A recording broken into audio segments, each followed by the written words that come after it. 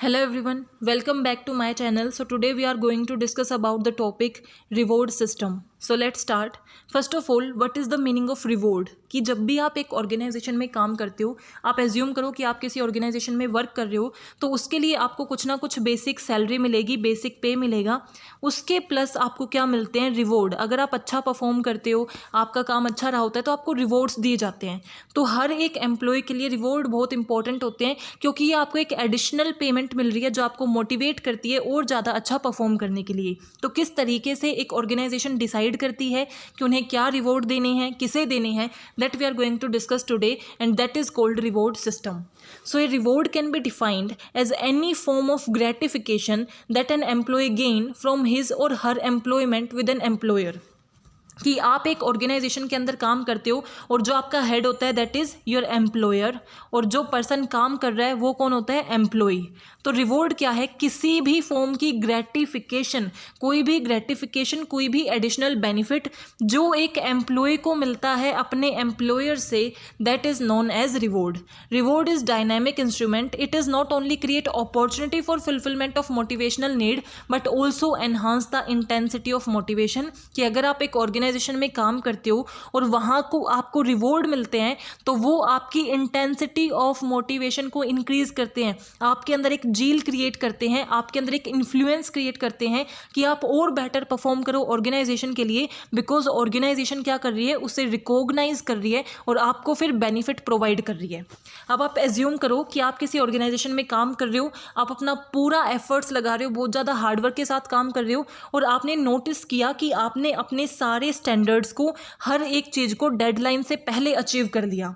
तो अगर आपकी ऑर्गेनाइजेशन ये सारा काम करने के बाद भी आपको रिकॉग्नाइज ना करे, प्रेज ना करे, रिवॉर्ड ना दे, तो आप डिससेटिस्फाई होगी कि मैं इतना कुछ कंट्रीब्यूट कर रहा हूँ बट मेरी ऑर्गेनाइजेशन उसे पहचान ही नहीं रही, उसे समझ ही नहीं रही, आइडेंटिफाई ही नहीं कर रही. और उसी के रिलेशन में अगर आपकी ऑर्गेनाइजेशन आपकी रिकॉग्निशन को पहचानती है, उसे रिकॉग्नाइज करती है कि आपने ये चीज़ अचीव की है, आपने डेडलाइन से पहले वर्क किया है, सारे अपने ऑब्जेक्टिव्स को अचीव किया है, तो वो आपको फाइनेंशियल, नॉन फाइनेंशियल बेनिफिट्स दें, तो इसका मतलब क्या होगा? आप सेटिस्फाई फील करोगे कि अगर मैं एफर्ट्स डाल रहा हूँ तो मेरी ऑर्गेनाइजेशन उसे रिकॉग्नाइज भी कर रही है, मुझे प्रेज भी कर रही है, और उसके रिटर्न में मुझे बेनिफिट्स भी दे रही है. तो ये क्या है? A great source of motivation. Reward can be defined as something that is perceived as beneficial और advantages for a actor interest. और वो पर्सन कौन है जिसके लिए एडवांटेजेस है? एम्प्लॉय के लिए. तो रिवॉर्ड क्या है? वो हर एक चीज़ रिवॉर्ड के अंदर आ जाएगी जो एक एम्प्लॉय के लिए एडवांटेजियस है, उसके लिए बेनिफिशियल है, और जो एक ऑर्गेनाइजेशन की तरफ से उसे प्रोवाइड किया जाता है, दैट इज़ रिवॉर्ड. और वो रिवॉर्ड किसे देना है, कब देना है, वो डिसाइड किया जाता है in a reward system. Now what are the objective of reward system? कि एक ऑर्गेनाइजेशन ने जो रिवॉर्ड सिस्टम बनाया है ताकि वो अपने एम्प्लॉयज़ को रिवॉर्ड दे सके, टाइम टू टाइम उनको रिकॉग्नाइज कर सके, वो रिवॉर्ड सिस्टम क्यों बनाया गया, उसके पीछे ऑर्गेनाइजेशन का क्या पर्पज़ था? सो फर्स्ट इज़ अट्रैक्शन, ताकि वो ज़्यादा से ज़्यादा स्किलफुल और टैलेंटेड एम्प्लॉयज़ को अपनी ऑर्गेनाइजेशन के टुवर्ड्स अट्रैक्ट कर सके. दैट इज़ वेरी ऑब्वियस कि मान लो आप एक जॉब के लिए सर्च कर रहे हो और आप देखते हो कि दो ऑर्गेनाइजेशन जो है वो अवेलेबल है जहाँ पे वैकेंसी है, और आप उसके रिगार्डिंग इन्फॉर्मेशन सर्च करते हो और आप आइडेंटिफाई करते हो कि एक ऑर्गेनाइजेशन जो है वो काफ़ी सिमिलर है. ऐसा नहीं देखती कि किस एम्प्लॉय ने अच्छा काम किया है, किसने बुरा काम किया, वो इतने रिवॉर्ड्स नहीं प्रोवाइड करती. दूसरी ऑर्गेनाइजेशन आप देखते हो कि जिसके अंदर टॉप अचीवर्स हैं, उन्हें रिकॉग्नाइज किया जाता है, प्रेज किया जाता है, financial and non financial benefit दिए जाते हैं. तो ऑब्वियस सी बात है कि आप उसी ऑर्गेनाइजेशन के टुवर्ड्स ज़्यादा अट्रैक्ट होगी. तो पहला इसका ऑब्जेक्टिव क्या है कि रिवॉर्ड सिस्टम क्यों बनाया गया है? ताकि आप ज़्यादा से ज़्यादा टैलेंटेड एम्प्लॉयज़ को अट्रैक्ट कर सको. Second is retention. अब आपने अट्रैक्ट कर रखा है, आपकी ऑर्गेनाइजेशन में वो काम कर रहे हैं. जब आपकी ऑर्गेनाइजेशन में एम्प्लॉय काम करते हैं ना, तो वो आपके एसेट्स बन जाते हैं. क्यों? क्योंकि वो आपके लिए वर्किंग कर रहे हैं, परफॉर्मेंस कर रहे हैं, प्रोडक्टिविटी कर रहे हैं, एज वेल एज उनके पास ऑर्गेनाइजेशन से रिलेटेड इन्फॉर्मेशन है. तो आप कभी भी नहीं चाहोगे कि वो आपकी ऑर्गेनाइजेशन को छोड़ के जाएं. तो आप उन्हें क्या करना चाहते हो? रिटेन करना चाहते हो. बट एक एम्प्लॉय तभी रिटेन रहेगा जब वो क्या होगा? सेटिस्फाई. और आप एक एम्प्लॉय को कैसे सेटिस्फाई कर सकते हो? उसको को रिकॉग्नाइज करके, उसके एफर्ट्स को प्रेज करके, क्योंकि जहाँ पे आपको रिस्पेक्ट मिलेगी, आपके एफर्ट्स को रिस्पेक्ट मिलेगी, वहाँ पे आप रहना चाहोगे, वहीं पे आप रिटेन करना चाहोगे। तो रिवॉर्ड सिस्टम अट्रैक्शन के लिए यूज़ किया जाता है, रिटेंशन के लिए यूज़ किया जाता है।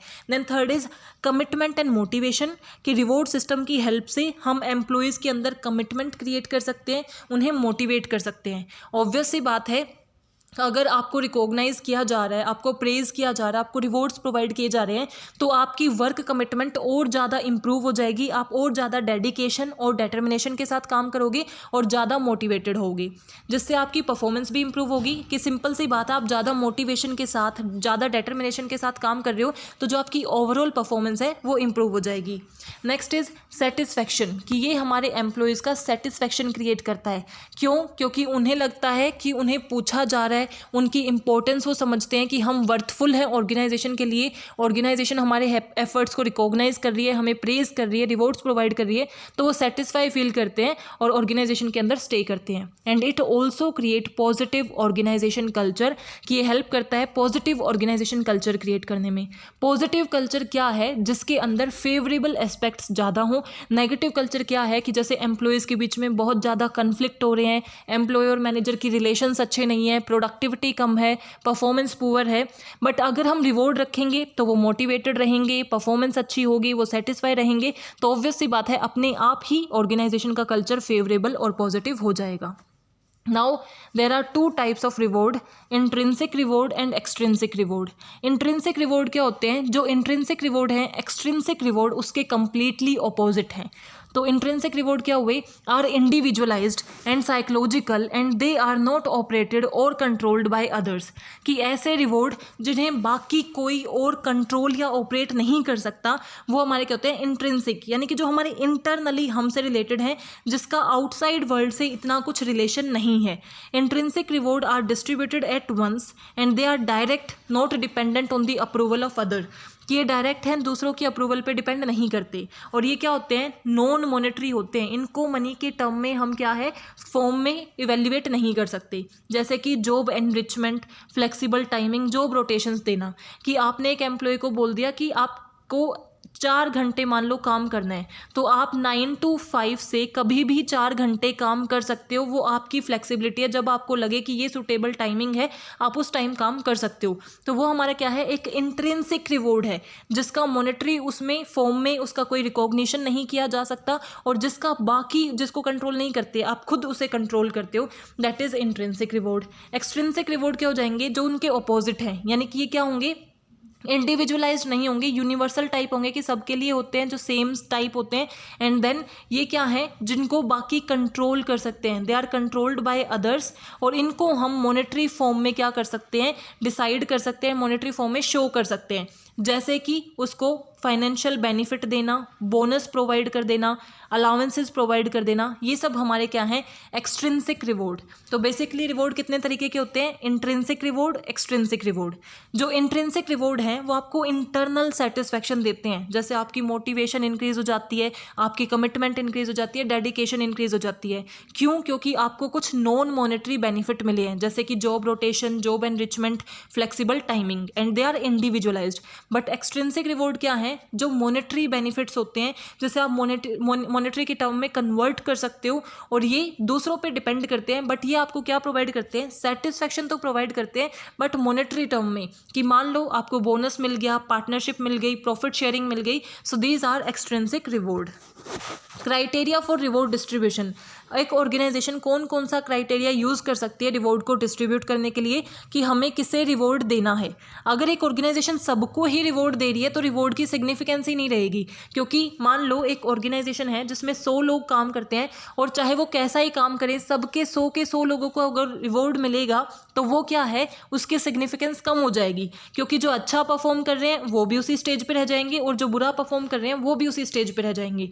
तो ऑर्गेनाइजेशन को ये डिसाइड करना पड़ता है कि लिमिटेड जो पर्सन्स हैं उन्हें रिवॉर्ड दिया जाए, ताकि बाकी जिन्हें ना मिले उन्हें ये लगे कि कोई ना कोई कमी उन्होंने छोड़ी है और वो और ज़्यादा इंप्रूवमेंट करने की कोशिश करें, ताकि नेक्स्ट टाइम उन्हें भी रिवॉर्ड मिले और जिन्होंने अच्छा परफॉर्म किया है वो सेटिस्फाई हो जाए, वो मोटिवेट हो जाए।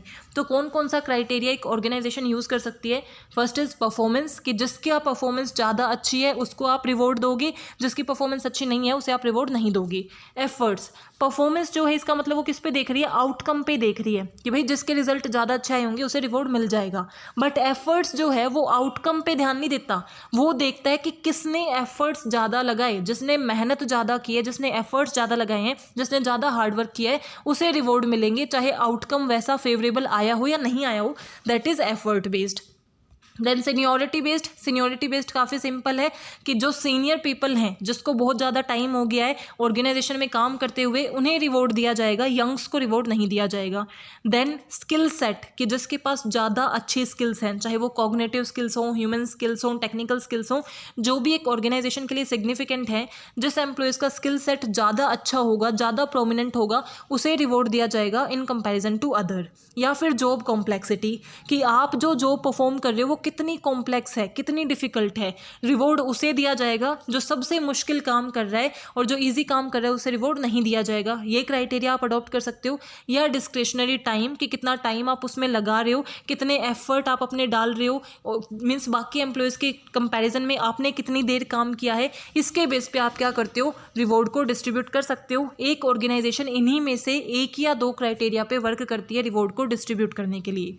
जब भी रिवॉर्ड के सिस्टम को डिज़ाइन किया जाता है तो 3 बेसिक क्वेश्चंस को आंसर किया जाता है, और ये 3 चीज़ें डिसाइड की जाती हैं रिवॉर्ड सिस्टम को डिज़ाइन करते time. First is whom to reward, second is what to reward, and third is what kind of reward. किसको रिवॉर्ड देना है, कैसा रिवॉर्ड देना है और कब रिवॉर्ड देना है, ये हमारे क्या होता है, designing a reward system. So first is whom to reward, कि आप रिवॉर्ड दोगे किसे एक ऑर्गेनाइजेशन में, क्योंकि ऑर्गेनाइजेशन में तो नंबर ऑफ पीपल वर्क करते हैं ना। एग्जीक्यूटिव जो है वो वर्क कर रहा होगा, फैक्ट्री का वर्कर होगा, एम्प्लॉय होगा, परमानेंट एम्प्लॉय होंगे, लेबर्स होंगे, बहुत से पर्सनस काम करते हैं। तो आपको किससे रिवॉर्ड देना है, सबसे पहले आपको ये डिसाइड करना है कि आपको एग्जीक्यूटिव को रिवॉर्ड देना है, परमानेंट एम्प्लॉयज़ को देना है, या फिर वर्कर्स को देना है, ये डिसाइड करना। Second is what to reward, कि आप उनकी किस चीज़ को रिवॉर्ड करोगे। तो वो हमारे क्या हो जाते हैं, बेसिस ऑफ रिवॉर्ड, कि आप रिवॉर्ड स्किल्स के बेस पे दोगे, उनकी परफॉर्मेंस के बेस पे दोगे, उनके आउटकम्स के बेस पे दोगे, सीनियोरिटी के बेस पे दोगे, किस बेसिस पे आप उन्हें रिवॉर्ड दोगे, यानी कि किस चीज़ को आप रिवॉर्ड कर रहे हो, परफॉर्मेंस को रिवॉर्ड कर रहे हो, एफर्ट्स को रिवॉर्ड कर रहे हो, जो आउटकम आया है उसे रिवॉर्ड कर रहे हो, स्किल्स को रिवॉर्ड कर रहे हो, ये डिसाइड करना कि आप रिवॉर्ड किस चीज़ को करोगे। And then last is reward में आप दोगे क्या, किस काइंड का रिवॉर्ड आप प्रोवाइड करोगे, फाइनेंशियल रिवॉर्ड प्रोवाइड करोगे या नॉन फाइनेंशियल रिवॉर्ड प्रोवाइड करोगे। जो रिवॉर्ड है जरूरी नहीं होता कि वो फाइनेंशियल फॉर्म में ही हो, जैसे इंट्रिंसिक रिवॉर्ड भी हो सकते हैं और एक्सट्रिंसिक भी हो सकते हैं। तो हम ये डिसाइड करते हैं कि हमें कैसा रिवॉर्ड देना है। ऐसा भी हो सकता है कि हम उनकी सैलरी को बढ़ा दें, उनको बोनस दे दें, अलाउंसेस दे दें, वो हमारे फाइनेंशियल रिवॉर्ड हो जाएंगे। बट ये भी तो हो सकता है ना कि हम उनकी पावर बढ़ा दें, उनकी अथॉरिटी बढ़ा दें, उनकी जॉब को एनरिच कर दें, जॉब को रोटेट कर दें, और या फिर उनको रिकॉग्निशन दें, अवार्ड्स दें, तो वो हमारे सारे क्या होते हैं, नॉन फाइनेंशियल या फिर इंट्रिंसिक रिवॉर्ड होते हैं। तो इसके बेस पे आप डिज़ाइन करते हो अपने रिवॉर्ड सिस्टम को। Now performance management and reward system, कि आपका जो परफॉर्मेंस मैनेजमेंट है और रिवॉर्ड सिस्टम है वो आपस में क्या होते हैं, लिंक होते हैं। कैसे लिंक होते हैं कि परफॉर्मेंस मैनेजमेंट का मतलब क्या है, आप प्लान करते हो परफॉर्मेंस को, ऑर्गेनाइज करते हो, फिर कंट्रोल करते हो, यानी कि ये देखते हो कि क्या काम हमने अपने वर्कर्स को दिया था, फिर वो काम करते हो, और ये देखते हो कि जो काम हमने दिया था क्या उन्होंने वो काम वैसे ही किया है या नहीं किया। तो जैसा काम, जैसा परफॉर्मेंस मैनेजमेंट का रिजल्ट आएगा उसी बेस पे तो हम क्या करेंगे, रिवॉर्डिंग करेंगे। क्योंकि अभी मैंने कहा कि हम सबको तो रिवॉर्ड देते नहीं, रिवॉर्ड किसे देते हैं, जिसकी परफॉर्मेंस, जिसका रिजल्ट, जिसका काम ज़्यादा अच्छा रहा हो। तो वो हमें पता कैसा चलेगा, with the help of performance management. तो परफॉर्मेंस मैनेजमेंट को रिवॉर्ड से कैसे लिंक किया जाता है, first is performance management and non financial reward. Non financial reward कौन से होते हैं, जिनको हम मॉनेटरी की टर्म में शो नहीं कर सकते, मनी की टर्म में शो नहीं कर सकते। सो उसमें हमारे क्या क्या आते हैं, परफॉर्मेंस मैनेजमेंट एंड रिकॉग्निशन यानी कि किसी एम्प्लॉय जिसने अच्छा परफॉर्म किया है उसे अप्रेज करना, उसे सभी के सामने उसको प्रेज करना, उसके लिए क्लैपिंग कराना, तो वो सब क्या होता है रिकॉग्निशन। और वो आप किसके बेस पे करोगे, परफॉर्मेंस मैनेजमेंट के बेस पे, कि उसके थ्रू आपको पता चलेगा कि इसकी परफॉर्मेंस अच्छी रही है और that is should be recognise. Performance management and provision of opportunities, कि आप नॉन फाइनेंशियल रिवॉर्ड की फॉर्म में अपॉर्चुनिटीज़ उन्हें प्रोवाइड कर सकते हो कि जहां वो फिलहाल स्टैंड कर रहे हैं उनकी ग्रोथ एंड डेवलपमेंट के लिए आप उन्हें और अपॉर्चुनिटीज़ शो करते हो कि इस एरिया पे वर्क करके, इस लाइन में वर्क करके आप अपनी स्किल्स को और एनहांस कर सकते हो, तो ये भी हमारा नॉन फाइनेंशियल रिवॉर्ड है। Then skill development, performance management के थ्रू आपको ये पता चल जाता है कि सबसे प्रोमिनेंट स्किल कौन सी है एक एम्प्लॉयज़ की, क्योंकि आप उन्हें अप्रेज करते हो तो ये दिख जाता है कि कहाँ पे उसने बहुत अच्छा परफॉर्म किया है, कहाँ पे एम्प्लॉय थोड़ा वीक है, और उसके बेस पे आप एम्प्लॉय को गाइड कर सकते हो कि कौन सी स्किल में इंप्रूवमेंट की ज़रूरत है, कौन सी स्किल आपकी सबसे बेस्ट है जिसको आप और ज़्यादा ग्रूम कर सकते हो। Then performance management and career planning, कि करियर प्लानिंग भी हमारा एक रिवॉर्ड है। वो कौन सा, नॉन फाइनेंशियल रिवॉर्ड, कि आप एम्प्लॉय की हेल्प करो, उसका जो भी रिजल्ट आया है उसके बेस पे कि उसे किस करियर में जाना चाहिए जहाँ पे वो सबसे अच्छा होगा, जिस एरिया में वो सबसे अच्छे होंगे। मान लो मार्केटिंग बहुत अच्छी करते हैं या फिर फाइनेंस बहुत अच्छे से संभालते हैं, तो उस एरिया में उनकी करियर प्लानिंग में हेल्प करना। Performance management and job engagement, कि जॉब एंगेजमेंट को इंक्रीज करना, एक दूसरे के साथ रिलेशंस को इंप्रूव करना, कमिटमेंट को, डेडिकेशंस को इंप्रूव करना, that are all the non financial reward and that can be decided with the help of performance management. Now performance management and financial reward, कि अगर अभी हमने देखा कि परफॉर्मेंस मैनेजमेंट जो है वो नॉन फाइनेंशियल रिवॉर्ड से रिलेटेड है, इसी तरीके से जो फाइनेंशियल रिवॉर्ड है उससे भी परफॉर्मेंस मैनेजमेंट क्या है, लिंक्ड है।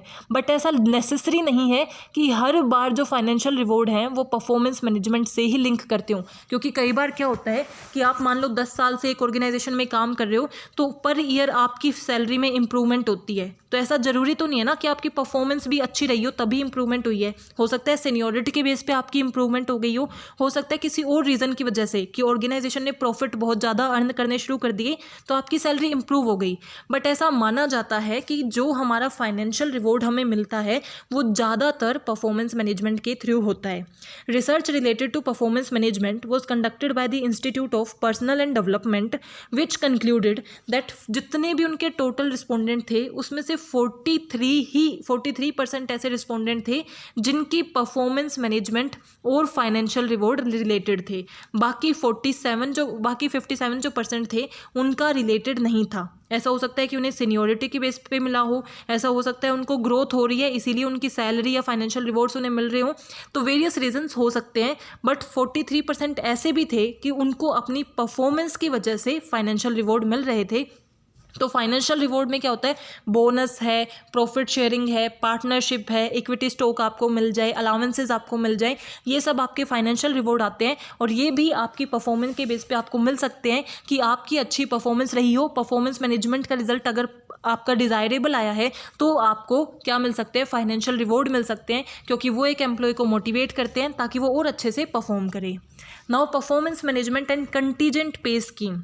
सो सबसे पहले कंटीजेंट पे होता क्या है, कंटीजेंट पे के अंदर वो सारी फॉर्म ऑफ मॉनेटरी रिवॉर्ड आता है जो भी आपको अपनी बेसिक सैलरी के ऊपर मिलता है। मान लो आप एक ऑर्गेनाइजेशन में काम करते हो जहाँ पे आपकी बेसिक सैलरी है 40,000 रुपये, तो 40,000 रुपये के ऊपर जितना भी प्लस में इससे ऊपर जितना भी आपको मॉनेटरी बेनिफिट मिलेगा that is known as contingent pay. और वो कंटीजेंट पे किस तरीके से परफॉर्मेंस से रिलेटेड है वो अब हम डिस्कस करेंगे। तो जो हमारा कंटीजेंट पे है वो हम कैसे डिसाइड करते हैं कि जो हमारे जिसने अच्छी परफॉर्मेंस की है एम्प्लॉय को उसको हम क्या करें, बेटर अलाउंसेस दे दें, बेटर बेनिफिट प्रोवाइड कर दें। इसके अंदर डिफरेंट टाइप ऑफ अलाउंसेस आ सकते हैं जैसे travelling allowances, dearness allowances and other benefit, house allowances, so accommodation allowances, these are the various allowances that can be provided.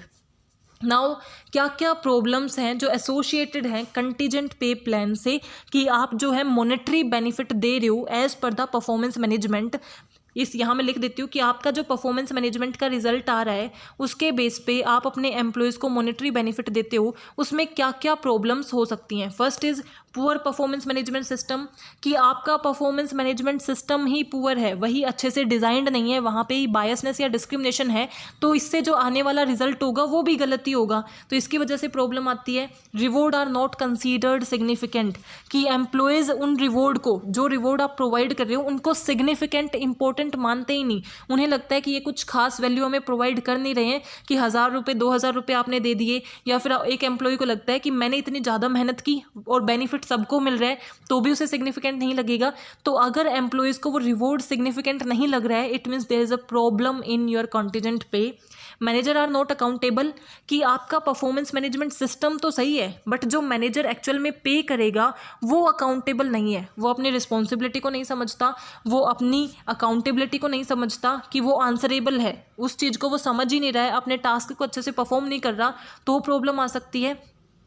There exist extrinsic motivation as per the expense over intrinsic motivation, कि organisation के अंदर extrinsic motivation पे ज़्यादा focus हो रहा है, वो भी प्रॉब्लम कैसे क्रिएट हो सकती है। क्योंकि अगर आप सिर्फ फाइनेंशियल बेनिफिट पे फोकस करने लग जाते हो ना, तो आपकी जो कोर डेडिकेशन है, कमिटमेंट है, मोटिवेशन है टुवार्ड्स यूर जॉब, वो कम हो जाती है, आपकी वो डिटर्मिनेशन कम हो जाती है, क्योंकि आप इंट्रिंसिक मोटिवेशन पे उतना फोकस नहीं रखते, सिर्फ और सिर्फ पैसे पे ज़्यादा फोकस करने लग जाते हो। एक्सट्रिंसिक यानी कि जो मॉनेटरी बेनिफिट्स हैं, ऐसे बेनिफिट्स पे ज़्यादा फोकस रखते हो, तो उसकी वजह से आपकी डेडिकेशन एंड डिटर्मिनेशन क्या हो जाती है, कम हो जाती है। And reward for executive are disproportionately large compare to the other person, कि आपके जो एग्जीक्यूटिव हैं, जो टॉप लेवल पे वर्क करते हैं, उनको जो रिवॉर्ड मिल रहे हैं ना, वो बहुत ज़्यादा लार्ज है, मीन्स बहुत ह्यूज अमाउंट में है इन कंपैरिजन टू जितने भी बाकी वर्कर्स को मिल रहे हैं। तो वर्कर्स क्या करेंगे, डिससेटिस्फाइड फील कर सकते हैं। तो अगर उसके बीच में बहुत ज़्यादा लार्ज गैप है, तो उसकी वजह से भी क्या हो सकती है, प्रॉब्लम क्रिएट हो सकती है।